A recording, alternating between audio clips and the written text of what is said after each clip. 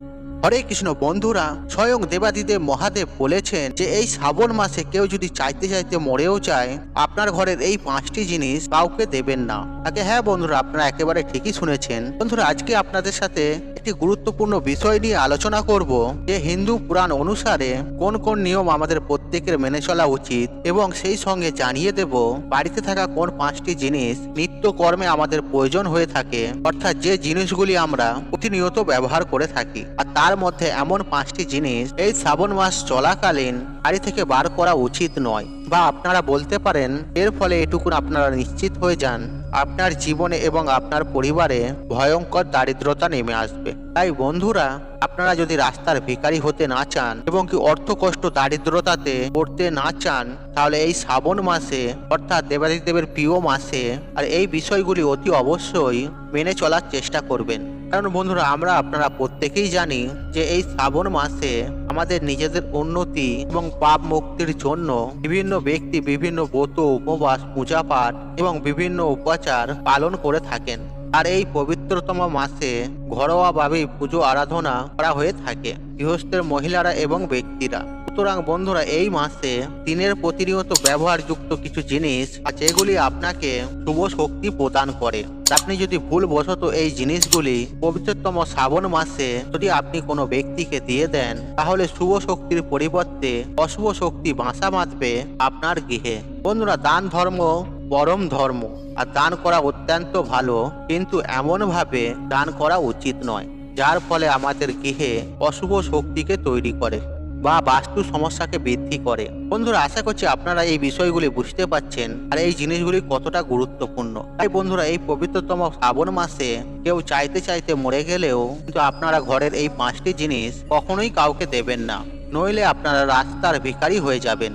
চলুন বন্ধুরা, ভিডিওটি শুরু করা যাক। তবে ভিডিওটি শুরু করার আগে আপনাদের কাছে একটি ছোট্ট অনুরোধ, ভিডিওতে একটি লাইক করে কমেন্টে হর হর মহাদেব অবশ্যই লিখবেন, এবং ভিডিওটি যতটা পারবেন বন্ধু বান্ধব আত্মীয়জনদের সাথে শেয়ার অবশ্যই করবেন, তাতে এইরূপ ভিডিও পেয়ে তারাও উপকৃত হন এবং আপনাকে ধন্যবাদ জানান। আর আপনি যদি আমার চ্যানেলে নতুন হয়ে থাকেন, তাহলে চ্যানেলটি সাবস্ক্রাইবার করার অনুরোধ রইল আপনাকে।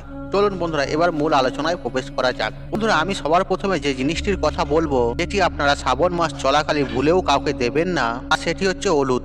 আগে হ্যাঁ বন্ধুরা, আপনারা ঠিকই শুনেছেন। এখন হয়তো আপনাদের মনে প্রশ্ন আসতেই পারে যে হলুদ কেন, হলুদের সাথে কি সম্পর্ক রয়েছে, যেটা সন্ধ্যার পর কাউকে দান করা উচিত নয়। আপনি যদি ভুলবশত করে থাকেন, তাহলে আপনার জীবনে নেমে আসবে ভয়ঙ্কর দারিদ্রতা। বন্ধুরা, এই হলুদের মধ্যে স্বয়ং বিষ্ণুদেব বৃহস্পতি গ্রহের প্রতীক হিসাবে এই হলুদকে নির্বাচন করে, এবং এই হলুদের মধ্যে রয়েছে অনেক পজিটিভ শক্তি।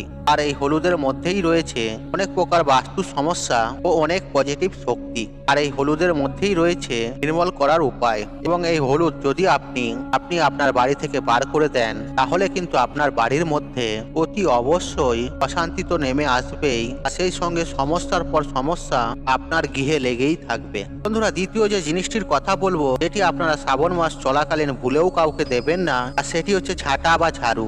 হ্যাঁ বন্ধুরা, এই পবিত্রতম শ্রাবণ মাসে আপনি ভুল করেও কখনো কাউকে এই ঝাড়ু বা ঝাঁটা একদমই দেবেন না। আর শ্রাবণ মাসে সন্ধ্যার পর আপনি যদি ঝাড়ু বা ঝাঁটা অন্য কাউকে ব্যবহার করতে দেন, তাহলে আপনার জীবনে নেমে আসবে ঘোর অমঙ্গলের ছায়া। হ্যাঁ বন্ধুরা, এই ঝাড়ু বা ঝাঁটা ঘর পরিষ্কারের একটি গুরুত্বপূর্ণ মাধ্যম বা গুরুত্বপূর্ণ একটি জিনিস হলো এই ঝাড়ু বা ঝাঁটা, যার মাধ্যমে আমাদের গৃহে পজিটিভ শক্তি প্রবেশ করে। কারণ গৃহে যদি ময়লা আবর্জনা থাকে, তাহলে কোনোভাবেই পজিটিভ শক্তি তো প্রবেশ করবেই না, এবং এই ঝাঁটার মাধ্যমে গৃহে আসে সুখ, শান্তি, সমৃদ্ধি ও ঐশ্বর্য। এবং হিন্দু লোককথা অনুসারে আপনারা নিশ্চয়ই জানেন, এই ঝাঁটার মধ্যেই কিন্তু দেবী লক্ষ্মীর বাস হয়ে থাকে, এবং এর গুরুত্ব বাস্তুশাস্ত্রে অপরিসীম। তাই বন্ধুরা, আপনি এই ঝাঁটাকে দান হিসেবে বা ব্যবহার করার জন্য ভুলেও কাউকে দেবেন না। বন্ধুরা, তৃতীয় যে জিনিসটির কথা বলবো, তা আপনারা শ্রাবণ মাস চলাকালীন ভুলেও কাউকে দেবেন না, আর সেটি হলো চাল। হ্যাঁ বন্ধুরা, আপনারা ঠিকই শুনেছেন। এই চাল হলো দেবী লক্ষ্মীর অত্যন্ত প্রিয় একটি জিনিস। আর এই শ্রাবণ মাস চলাকালীন লোককথা এবং পুরাণ কথা অনুসারে দেবী লক্ষ্মী আমাদের বাড়িতে থাকে। তাই বন্ধুরা, সন্ধ্যার সময় আপনি যদি আপনার গৃহ থেকে অন্য কোনো গৃহের ব্যক্তিকে এই চাল যদি দান করে ফেলেন, তাহলে দেবী লক্ষ্মীও আপনার গৃহে পরিত্যাগ করে আর গৃহে প্রবেশ করবেন। আর দেবী লক্ষ্মী রুষ্ট হন, তাহলে সেই গৃহের ওপর খারাপ প্রভাব যে কিভাবে পড়বে আশা করি বন্ধুরা আপনাদের তা অনুমান আছে। তাই বন্ধুরা অতি অবশ্যই এই শ্রাবণ মাস চলাকালীন চাল কখনোই কাউকে দেবেন না। যে চাল আমাদের প্রত্যেক দিনের কাজে ব্যবহার করা হয় এই চাল ভুলেও কখনো কাউকে দেবেন না। বন্ধুরা এরপর চতুর্থ যে জিনিসটির কথা বলবো সেটি হলো অর্থ।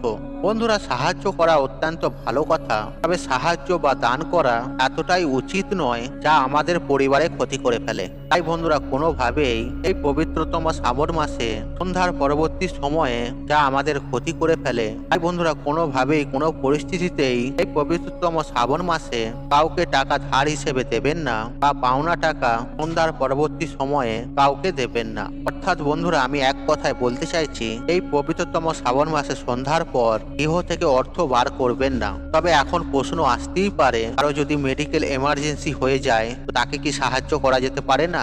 আর সেক্ষেত্রে আমি বলবো হ্যাঁ, সেক্ষেত্রে করা যেতে পারে, সেক্ষেত্রে কোনো অসুবিধে নেই। কেউ যদি কোনো ফালতু খরচা করার জন্য আপনার কাছে টাকা ধার নিতে আসে এবং কি আনন্দ ফুর্তি করার জন্য নিতে আসে, সেক্ষেত্রে আমি বলবো না, সেক্ষেত্রে আপনি ভুলেও টাকা দেবেন না। বন্ধুরা আপনারা যদি সন্ধ্যার পর এই টাকা যদি কাউকে ধার দিয়ে থাকেন তাহলে মা লক্ষ্মী অত্যন্ত রুষ্ট হন এবং সেই গৃহ ছেড়ে অন্যের গৃহে চলে যান। তাই বন্ধুরা এই শ্রাবণ মাসে সন্ধ্যার পরবর্তী সময়ে ভুলেও এই কার্যগুলি করতে যাবেন না। বন্ধুরা পঞ্চম যে জিনিসটির কথা বলবো আপনাদের, যেটি আপনারা শ্রাবণ মাস চলাকালীন ভুলেও দেবেন না আর সেটি অত্যন্ত গুরুত্বপূর্ণ, এবং তা হলো আপনার বাড়ির ঠাকুর ঘরের ব্যবহার করা বিভিন্ন জিনিসপত্র বা বাসনপত্র। বন্ধুরা আপনারা প্রত্যেকেই জানি ঠাকুর ঘরে প্রত্যেকটি বস্তু বিভিন্ন শক্তিদায়ক এবং পজিটিভ শক্তিতে ভরপূর্ণ হয়ে থাকে।